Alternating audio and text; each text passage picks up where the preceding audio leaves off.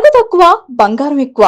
BNR gold and diamonds, Vijayawada, Bengaluru, Vizag. So overall గా చూస్తున్నాం, తమిళనాడులో రిజల్ట్ వచ్చిన తర్వాత సో ప్రతి ఒక్కరు కూడా పోలీస్ కావచ్చు, లేకపోతే కార్యకర్తలు కావచ్చు, పార్టీ నాయకులు కావచ్చు, ప్రతి ఒక్కరు కూడా విజయ్ ఇంటి ముందే కనిపిస్తున్నారు. మనకి క్లియర్ గా అర్థం అవుతుంది, డిఎంకే పార్టీ అధికారంలో ఉన్నప్పుడు ఏమి చేయలేదు, స్టాలిన్ అందుకే ఓడిపోయారు.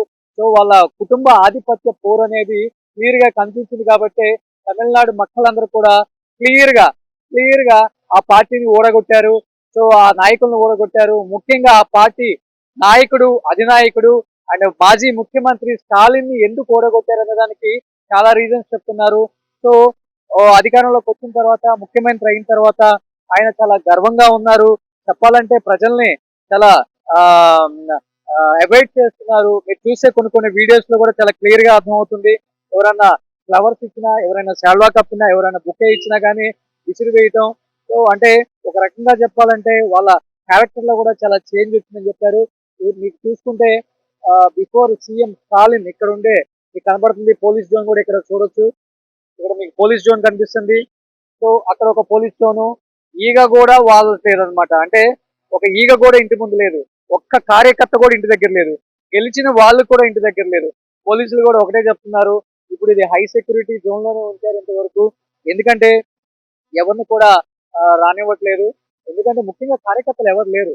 అంటే ఓడిపోయారు, సో ఫ్యామిలీకి ఒక సపోర్ట్ గా ఉందాం, సో ఓడిపోయారు కాబట్టి స్టాలిన్ గారిని వచ్చి మాట్లాడదాము, లేకపోతే ఉదయనిధి స్టాలిన్ తో మాట్లాడదాం అని కూడా ఎవరు అనుకోవట్లేదు అనమాట.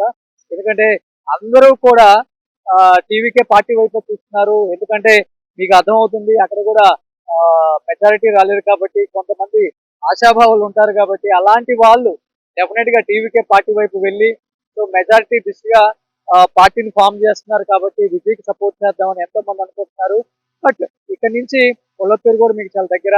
బిఫోర్ మనం లైవ్ కాల్ లో కూడా మాట్లాడాము. బాబు గారు అంటే స్టాలిన్ గారి మీద కంటెస్ట్ చేసి గెలిచిన టీవీకే పార్టీ క్యాండిడేట్ అనమాట.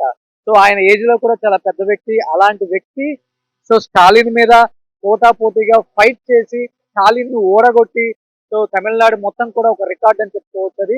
సో ఓవరాల్ గా చూస్తే మీకు అర్థమవుతుంది.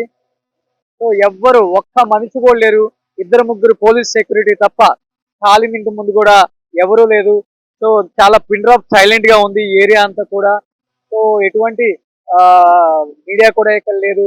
మీకు తెలిసిందే పవర్ లో ఉన్నప్పుడు ఎలా ఉంటుంది, పవర్ లో లేనప్పుడు ఎలా ఉంటుందో సో అన్ని రాష్ట్రాలలో చూస్తాం. ముఖ్యంగా తమిళనాడు స్టేట్ లో ఈ పవర్ కి సంబంధించి చాలా చాలా చాలా చాలా చాలా ప్రిస్టేజ్ గా ఫీల్ అవుతారనమాట. మీకు అర్థమవుతుంది, జయలలిత గారు ఉన్నప్పుడు, కరుణానిధి గారు ఉన్నప్పుడు చాలా పోటాపోటీగా వాళ్ళు గవర్నమెంట్ లో ఉంటే వాళ్ళు ఓపెన్ చేసినా, లేకపోతే వాళ్ళు స్టార్ట్ చేసినా ఏది కూడా వీళ్ళు ముందుకెళ్ళనివ్వరు. సో సేమ్ ఆమె అధికారంలోకి వచ్చినప్పుడు అలానే.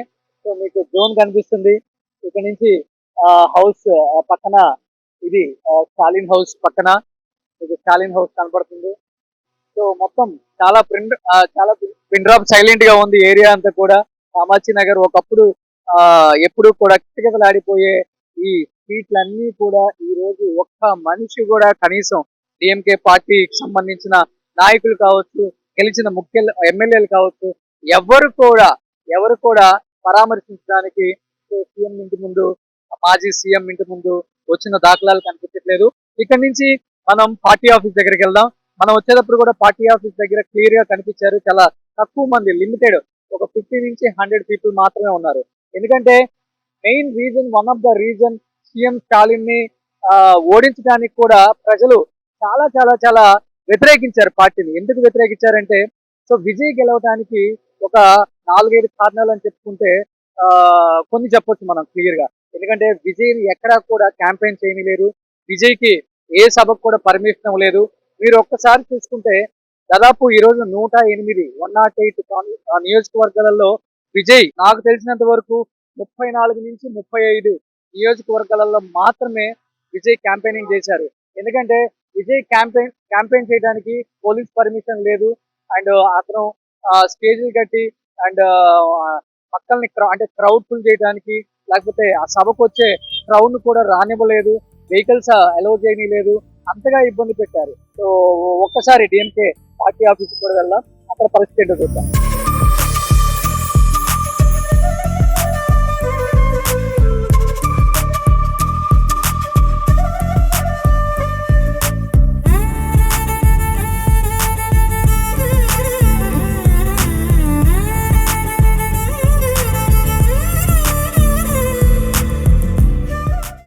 టీవీలో మీ పర్సనల్ అండ్ బిజినెస్ ప్రమోషన్స్ కోసం కింది నెంబర్కి కాంటాక్ట్ చేయండి.